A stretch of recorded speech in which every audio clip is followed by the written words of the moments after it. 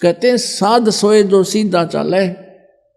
भगत वही होता है, साध माने साधक, जो सब बुराइयों से बच गए और यहाँ की सतिथि से परिचित होकर के सही सीधा चले, मर्यादा में रहे, बुराइयों से बच कर चले।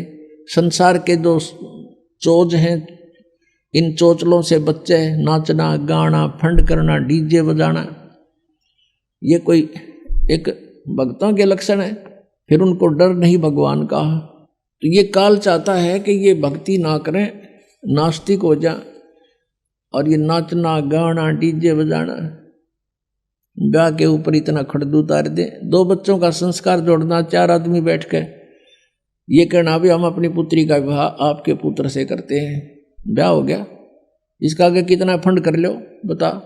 शादी बच्चों की वचन से हो गया, वचन से पराये होते हैं, वचन से सारी सृष्टि रची हुई है, वचन के ऊपर रहे आदमी खरा तो उसको हर तरह से सुविधाएं प्राप्त होती हैं।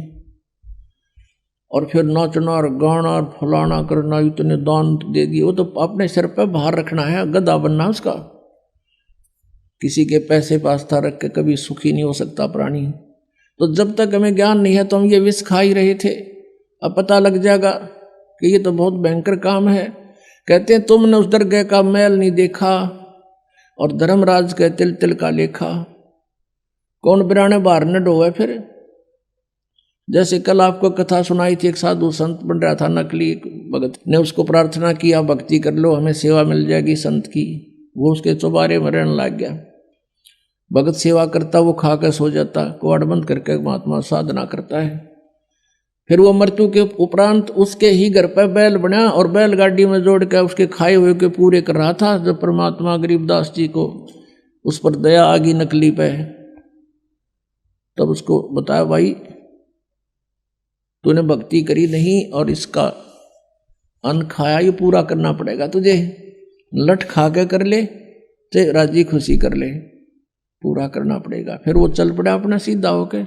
तो कहते तुमने उस दरगाह का मैल नहीं देखा, धर्मराज के तिल तिल का लेखा। तो आप किसी से दहेज लेते हो, वो आपका ऊपर भार बन गया और उसका फिर पूरा आपने देना पड़ेगा। किसी का बैल बनोगे, किसी की भैंस बनोगे, किसी का खच्चर बनोगे, वो पूरा करना पड़ेगा। फिर क्यों सिर में दर्द करे। जैसे किरका जहर का रंग होरी हो, कहो कौन तिस खावे राम रंग होरी हो।